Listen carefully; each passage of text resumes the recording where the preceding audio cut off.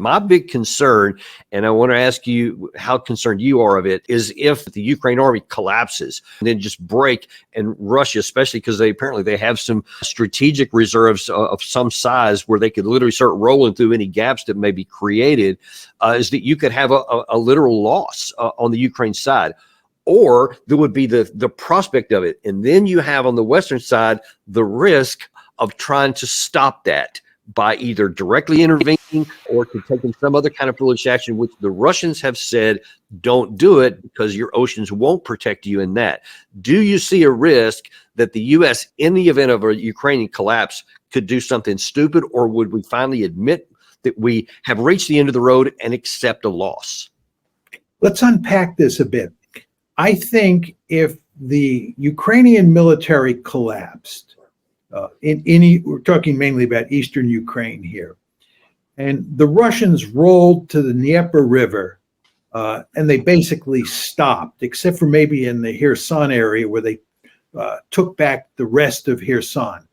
And the end result, which is on the other side of the Dnieper, the result of that would be that the Russians have basically gained full control of the 4 oblasts that they have now annexed. It's very important to emphasize to readers that the Russians have annexed 4 oblasts, but they do not control the territory that's included in all 4 of those oblasts. So let's assume that they do capture all that territory and stop there.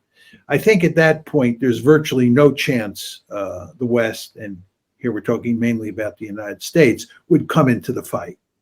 But let's assume the collapse is so complete that the Russians are able to take all the territory in those 4 oblasts, and then they begin to move into the next 4 oblasts that are to the west of those 4 they've already annexed.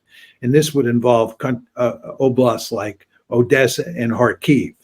And they take those, or they try to take those oblasts, and it looks like they're making good progress. If you're in this scenario, I think the temptation for the Americans to come in would be significant, but I still think we would not come in. And I think the Russians would make it clear that their appetite is limited. They may take more territory. They may take Odessa. They may take Kharkiv and maybe 2 other oblasts, but there would be powerful incentives for them to tell the West that that would be the end. And I don't think we would come in, but I do think we would be tempted, and I can't be certain that we wouldn't intervene. But you want to remember, if we intervene, you now have a great power war, right? You have the United States and Russia involved in a war. We have boots on the ground. We have TAC air inside of Ukraine. And this is not just 2 great powers who are at each other's throat. This is 2 great powers. This is a case of 2 great powers armed to the teeth with nuclear weapons who are at each other's throat. And the conflict is being fought out on Russia's border.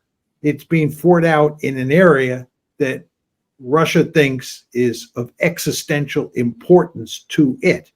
So you could imagine in that scenario where the Russians would be tempted to use nuclear weapons if they were losing in any meaningful way to the West.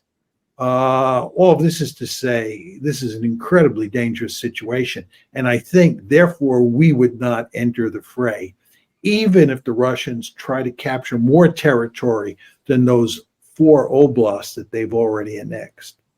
You know, a good portion of me, if that scenario were to take place, would it at least hope that it's on the other side of the election? Because if it's on this side of the election, then the pressure would be even greater, because just imagine if the Biden administration acknowledged that we couldn't intervene, so we can't stop Russia from taking this territory.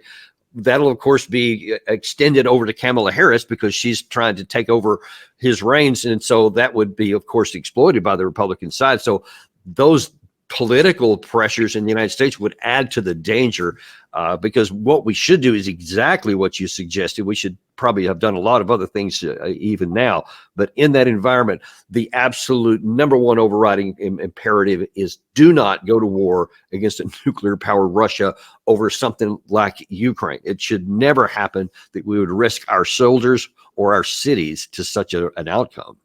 Let me just say, I hadn't thought of the point you made just now, but it's a very important point. If the Ukrainian military collapses before the election and the Russians quickly take back the territory that encompasses those 4 oblasts that they do not now control, and they begin to move into Odessa and so forth and so on, the pressure on the Biden administration to move to save Kamala Harris in the election would be very great.